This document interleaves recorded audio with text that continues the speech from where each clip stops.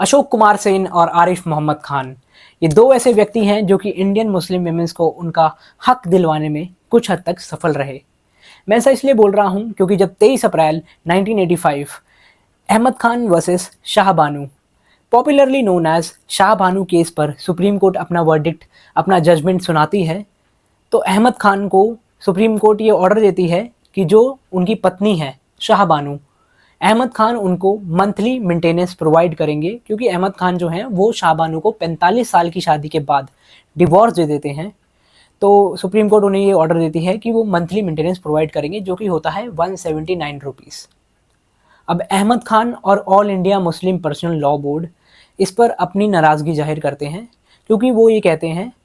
ये जो ऑर्डर है सुप्रीम कोर्ट का, जो वर्डिक्ट है, ये उनके मुस्लिम पर्सनल लॉज जो हैं, शरीयत, उसके साथ इंटरवीन कर रहा है, उसके साथ खिलवाड़ कर रहा है। क्योंकि शरीयत में ऐसा कहीं नहीं लिखा कि आप हर मंथ अपनी वाइफ को मंथली मेंटेनेंस प्रोवाइड करेंगे, जबकि उसमें लिखा है कि आप बस अपनी वाइफ को सपोर्ट प्रोवाइड करेंगे, वो भी बस इद्दत पीरियड तक, जो कि बस 3 महीने का पीरियड होता है, तब तक आप अपनी वाइफ को सपोर्ट प्रोवाइड करेंगे। उसके बाद आपके बीच में और आपकी वाइफ के बीच में कोई कॉन्टैक्ट नहीं रहेगा, आप उनसे कोई ताल्लुकात नहीं रख सकते, ना ही कोई लेन देन होगा। फिर इसके बाद all India Muslim personal law board के मेंबर्स और मुस्लिम कंजर्वेटिव लीडर्स इस फैसले को नलीफाई करने के लिए और अंडू करने के लिए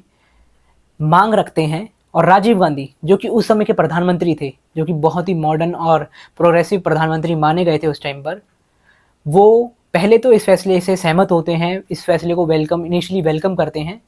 और आरिफ मोहम्मद खान साहब को बोलते हैं कि वो अपने पॉइंट ऑफ व्यूज़ इस फैसले के लोकसभा में रखें। और आरिफ मोहम्मद खान साहब जो हैं वो शाह बानू का सपोर्ट करते हैं, और वो ये कहते हैं कि चलो एक बार को all India Muslim personal law board की ये दलील मान भी लें, जिसमें ये लिखा है कि हस्बैंड अपनी वाइफ को बस इद्दत पीरियड तक ही सपोर्ट करेगा, पर ऐसा तो कहीं नहीं लिखा गया कि हस्बैंड किसी पर चैरिटी नहीं कर सकता, किसी अनजान पर, और आफ्टर ऑल इस केस में तो वो उसकी पत्नी है। फिर आरिफ मोहम्मद खान साहब 55 मिनट तक लोकसभा में सुप्रीम कोर्ट के जजमेंट को सपोर्ट करते हुए स्पीच देते हैं, और राजीव गांधी साहब भी उनकी काफ़ी प्रशंसा करते हैं, उन्हें लेटर भी लिखते हैं अप्रिशिएट करते हुए। पर बाद में जब all India Muslim personal law board के मेंबर्स और मुस्लिम कंजर्वेटिव लीडर्स और मुस्लिम्स लाखों की संख्या में सड़कों पर उतर जाते हैं इस फैसले का विरोध करते हुए,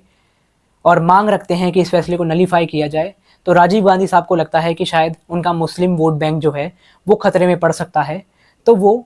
भी डिसाइड करते हैं कि वो इस फैसले से कदम पीछे हटाएंगे और नलीफाई करने का फैसला ले लेते हैं। और फिर राजीव गांधी उस समय के लॉ मिनिस्टर को इंस्ट्रक्शन देते हैं, अशोक कुमार सेन साहब को, कि वो all India Muslim personal law board के मेंबर्स और मुस्लिम लीडर्स की मदद लेकर मुस्लिम विमेन बिल तैयार करें। और फिर अशोक कुमार सेन साहब इसको तैयार करते हैं, और जब वो फाइनल बिल ड्राफ्ट कर लेते हैं तो वो आरिफ मोहम्मद खान साहब को बुलाते हैं और उन्हें हैंडओवर करते हैं ड्राफ्ट पढ़ने के लिए। आरिफ मोहम्मद खान साहब पूरा ड्राफ्ट पढ़ते हैं और स्पेशली सेक्शन 3 को 3-4 बार रीड करते हैं, दोबारा पढ़ते हैं, क्योंकि उसमें लिखा होता है कि reasonable and fair provision to be made and paid within the period of iddat and not just for the period of iddat. इसका मतलब होता है कि जो अमाउंट है वो within the period of iddat ही फिक्स की जाएगी और पे भी की जाएगी। A lawyer by training Arif Mohammad Khan sahab इस क्लेवरली रिटन वर्डिंग्स को समझ जाते हैं, और वो कहते हैं इसका तो सीधा सीधा मतलब अब ये भी हुआ कि जो कोर्ट है अब वो डिसाइड कर सकती है कि जो डिवोर्स्ड विमेन है उसको कितना अमाउंट मिलना चाहिए, ताकि उसकी फ्यूचर की जो रिक्वायरमेंट्स हैं, कितना जायज़ अमाउंट उसको मिलना चाहिए जो उसकी फ्यूचर की रिक्वायरमेंट्स हैं वो पूरी हो सके। आरिफ मोहम्मद खान साहब अशोक कुमार सेन साहब को कॉन्ग्रेचुलेट करते हैं और कहते हैं कि चलो मैं चलता हूँ अब। जब वो उठते ही हैं तो अशोक कुमार सेन साहब कहते हैं कि मैं आपके आगे हाथ जोड़ता हूँ, ये बात किसी के आगे मत कहिएगा, क्योंकि किसी को भी, कोई भी मेंबर को, all India Muslim personal law board के मेंबर को या फिर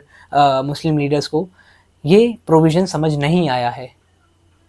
ये जो क्लेवरली वर्डिंग जो हुई थी उस ड्राफ्ट में, वो उनको नहीं समझ आई थी। तो उनके आगे हाथ जोड़ते हैं और वो कहते हैं कि आप किसी के साथ ये डिस्कस मत कीजिएगा, क्योंकि all India Muslim personal law board के मेंबर्स को यही लग रहा था कि ये वही सेम लॉ है जो शरीयत में लिखा है कि मेंटेनेंस जो है वो 3 महीने यानी इद्दत पीरियड तक ही प्रोवाइड किया जाएगा, उसके बाद कुछ नहीं। बट ड्राफ्ट में एक छोटे से चेंज ने इसको बदल कर fixed and paid within the period of 3 months कर दिया था, और कोर्ट को भी पावर दे दी थी कि अब वो डिसाइड कर सकते हैं ज़रूरतमंद को नज़र रखते हुए कि उनकी रिक्वायरमेंट कितनी होगी फ्यूचर को लेकर और कितना अमाउंट उनको मिलना चाहिए। अशोक कुमार सेन साहब ने जानबूझ के ऐसे ड्राफ्ट किया था कि जो गुस्सा हुए हुए मुस्लिम्स हैं वो भी सेटिस्फाई हो जाएं, और कभी फ्यूचर में अगर ऐसा केस दोबारा आता है तो कोर्ट को भी झुकना ना पड़े और वो ज़रूरतमंद को उसका हक दिलवा सके।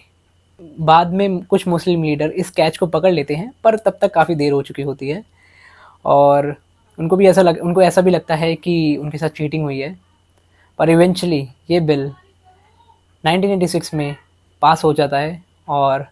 मुस्लिम वीमेंस को कहीं ना कहीं थोड़ा बहुत तो हक दिलाने में अशोक कुमार सेन साहब और आरिफ मोहम्मद साहब कामयाब होते हैं। आरिफ मोहम्मद खान साहब के अकॉर्डिंग ये बात इतनी सीक्रेट रखी गई थी अशोक कुमार सेन द्वारा कि प्रधानमंत्री तक को ये बात पता नहीं थी। वो ये कहते हैं कि मैं 100% श्योर हूँ कि प्राइम मिनिस्टर को भी इस बात के बारे में नहीं पता था। Thank you.